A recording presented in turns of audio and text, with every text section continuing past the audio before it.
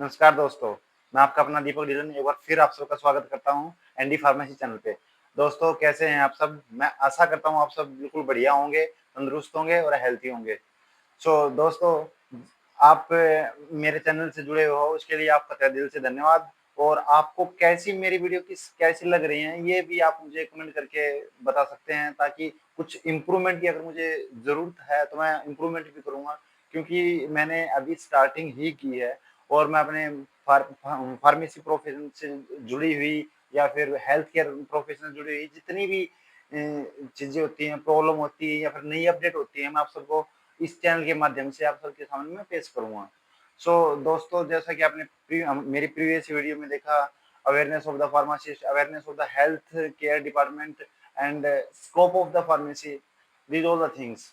दोस्तों जैसा कि जो नए बच्चे हैं जो अभी स्टार्ट कर रहे हैं फार्मा में एंटर होना या फिर एडमिशन ले लिया जिन्होंने अगस्त और सितंबर में ये यूजुअली स्टार्ट हो जाते हैं और सितंबर में क्लासेस भी स्टार्ट हो जाती हैं।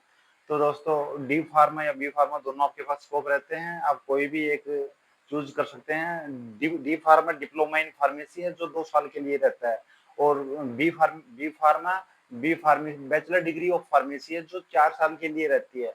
अगर दोस्तों आपने डिप्लोमा इन फार्मेसी कर लिया है और बी फार्मा और ग्रेजुएशन के लिए आप एक्साइटेड हैं तो फिर बी फार्मेसी आपके लिए बेटर रहेगा क्योंकि ग्रेजुएशन नॉर्मल ग्रेजुएशन है जैसे बीएससी है या फिर अदर देन बीएससी है तो ये भी 3 साल की रहती हैं और अगर डी फार्मा करने के बाद आप बी फार्मा करते हो वो भी 3 साल की होगी बिकॉज इसमें एडमिशन होता है लीट से। LEET the full form is lateral entry entrance test के थ्रू आपका इसमें सिलेक्शन होता है और आप डायरेक्ट आपका एडमिशन सेकेंड ईयर में हो जाता है और इसी प्रकार आप 3 साल में बी फार्मेसी कंप्लीट कर सकते हैं। दोस्तों जैसा कि हम आप जो फ्रेशर बच्चे हैं जो फार्मेसी में अभी एंटर हुए हैं उनको अभी सबसे पहले पढ़ने को मिलेगा फार्मास्यूटिक्स जो आपको फार्मास्यूटिक्स नॉलेज देगा, दवाइयाँ कैसे बनती हैं, कहाँ बनती हैं, किस तरह से बनती हैं, उनको बनाने वाली इंस्ट्रूमेंट का क्या नाम है, डोजेज फॉर्म क्या है, कितने प्रकार की दवाइयाँ होती हैं, ये सब आपको यहाँ पे देखने मिलेंगी।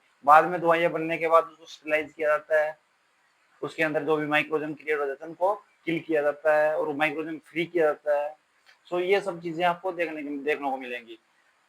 उसकी दूसरा दूसरा आता है फार्माकोकेमिस्ट्री। फार्मास्यूटिकल केमिस्ट्री में आपको पढ़ने को मिलेगा जैसे भी ड्रग फॉर्मेशन है, वो केमिकल फॉर्मूला क्या होते हैं या फिर chemical name of the drugs, ये सभी चीज़ें आपको देखने को मिलेंगी। जैसे बेकिंग सोडा है एंड एज ए एंटासिड हम यूज करते हैं उसको। तो बेकिंग सोडा का अगर आप केमिकल फॉर्मूला जानोगे तो सोडियम बाइकार्बोनेट होता है, NaHCO3 होता है। इसी तरह की चीज़ें आपको देखने को मिलेंगी। एक एचएपी होता है, ह्यूमन एनाटॉमी एंड फिजियोलॉजी होता है। जिन लोगों के पास बायोलॉजी होती है उनको तो कोई दिक्कत नहीं आती और अदर देन क्योंकि ये साइंस स्टूडेंट के लिए होता है तो मैथ्स वाले भी इस कोर्स को करने के लिए एलिजिबल होते हैं तो उनको बायोलॉजी पढ़नी पड़ती है। ये प्रायोरिटी के रूप में आप एचएपी पढ़ लेते हो तो आपकी पूरी बायोलॉजी कवर हो जाती है इन ए शॉर्ट फॉर्म। ये सब चीजें इसलिए आपको एचएपी पढ़ाई जाती है। फिर डीएसबीएम आती है, ड्रग स्टोरेज बिजनेस मैनेजमेंट आती है और एक फार्माकोनोसी आती है। फार्माकोनोसी में आप Ayurvedic drug formation, Ayurvedic drug uses and classifications, these all the things you will study there. ये सारी चीजें आपको वहां पे देखने को मिलेंगी। आपको मतलब कि फार्मेसी अगर आप कर रहे हो एलोपैथिक से तो आपको आयुर्वेदिक की भी नॉलेज के लिए एच अपना फार्माकोग्नोसी पढ़ाई जाएगी। दोस्तों अगर आप इस फील्ड में फार्मेसी फील्ड में अपने आप को बेटर बनाना चाहते हैं तो स्टार्टिंग से ही आप अपनी अपनी पढ़ाई को अप टू द लेवल रखो। Definitely you will get achievement in your professions and you will also not face trouble at the last of the session.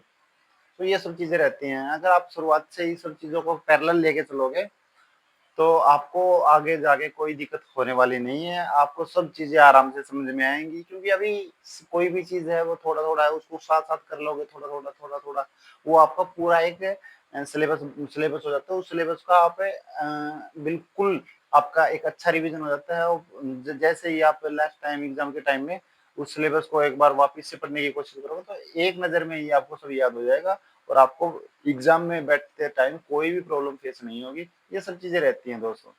सो दोस्तों, फार्मेसी प्रोफेशन के लिए आगे जानने के लिए हमारी वीडियो के साथ बने रहें। चैनल को सब्सक्राइब करके रखें और जितने भी आपके दोस्त हैं जो नए हैं इस प्रोफेशन के बारे में, जो कुछ नहीं जानते, जो इसके बारे में जनरल जनरल चीज़ें या फिर कुछ भी इस चीज़ के प्रोफेशन के बारे में जानना चाहते हैं, तो हमारा चैनल उनके लिए अवेलेबल रहेगा और हम इसी प्रकार से आगे भी अपनी वीडियो को एक सुचारू रूप से जारी रखेंगे और वीडियो में डे बाय डे हम सुधार भी रखेंगे। सो दोस्तों, अपना प्यार और सपोर्ट बनाए रखना। Thank you. Have a nice day.